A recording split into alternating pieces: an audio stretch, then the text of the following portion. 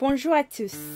Comme nous le voyons, que le monde se lève contre vous ou que les choses deviennent accablantes, vous devez être sûr que le Seigneur Jésus-Christ, que vous avez accepté comme votre Seigneur et Sauveur personnel, est capable de faire toutes choses et qu'à travers lui, vous avez le pouvoir de briser tout ce qui fera obstacle à votre liberté et à votre paix en Christ.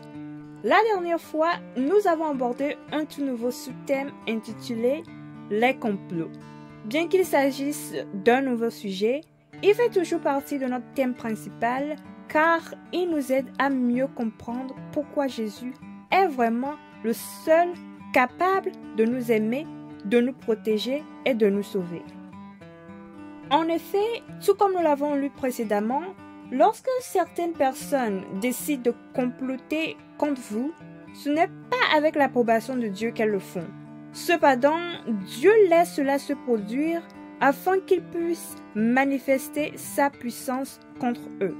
Aujourd'hui, nous allons découvrir comment Dieu peut miraculeusement délivrer ses enfants de toutes sortes de complots. Donc, sans plus attendre, commençons. Si nous allons dans le livre des Actes des Apôtres dans la Bible, nous pouvons voir beaucoup de choses faites par les apôtres, mais aussi beaucoup de choses qui ont été faites à cause de leur foi en Christ. Aujourd'hui, nous allons nous concentrer sur un cas particulier trouvé dans le chapitre 23 qui traite d'un complot formé contre l'apôtre Paul. Dans ce chapitre particulier, nous voyons que Paul a été amené au tribunal pour être interrogé parce qu'il y avait beaucoup d'accusations à son encontre de la part des Juifs. Cependant, une fois qu'il eut dit au Sanhédrin qu'il était jugé à cause de l'espérance et de la résurrection des morts, une violente dispute éclata parmi les pharisiens qui croient également en la résurrection des morts et pensent qu'il n'a rien fait de mal, et les Sadducéens qui ne croient pas du tout et pensent qu'il est coupable. Cette dispute a poussé le tribun à faire descendre les soldats pour enlever Paul du milieu d'eux et le conduire à la forteresse. La nuit suivante, la Bible nous dit que le Seigneur apparut à Paul et dit « Prends courage, car de même que tu as rendu témoignage de moi dans Jérusalem, il faut aussi que tu rendes témoignage dans Rome. » Au matin, la Bible nous dit que plus de 40 hommes juifs ont formé un complot et ont fait des imprécations contre eux-mêmes pour ne pas manger ni boire jusqu'à ce qu'ils aient tué Paul. Pour cela, ils se sont rendus vers les principaux sacrificateurs pour présenter leur plan et leur demander de faire une requête au tribun pour qu'il amène Paul devant eux sous prétexte de vouloir des informations plus précises sur son cas afin qu'avant qu'il l'approche, ils puissent le tuer.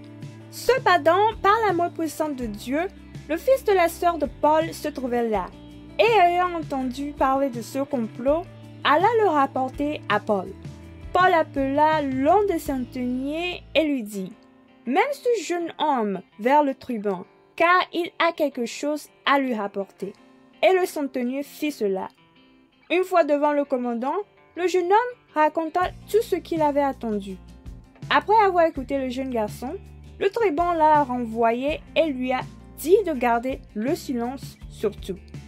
Maintenant, pour voir ce que le tribun a fait à propos du complot, allons dans Acte 23, le verset 23 à 24, qui se lit comme suit.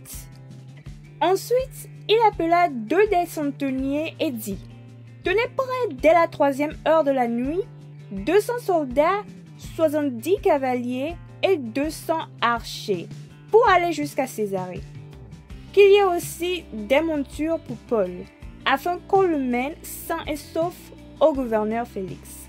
Amen. » Dans ces versets, nous voyons le Seigneur montrer sa supériorité et sa puissance sur toutes choses en suscitant près de 470 soldats ainsi que des chevaux bien préparés pour escorter Paul en toute sécurité jusqu'à Césarée dans la nuit.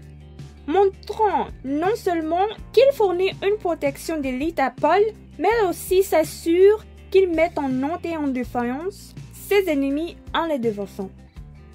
Maintenant, Si vous considérez l'ensemble de cette situation, vous pouvez conclure que Jésus-Christ peut effectivement vaincre tous les complots formés contre vous, même les plus secrets et les plus diaboliques.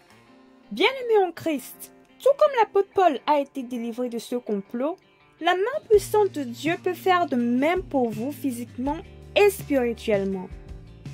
Donnez entièrement votre vie au Seigneur Jésus-Christ et faites-lui confiance, afin qu'il puisse confondre et détruire ceux qui complotent contre vous.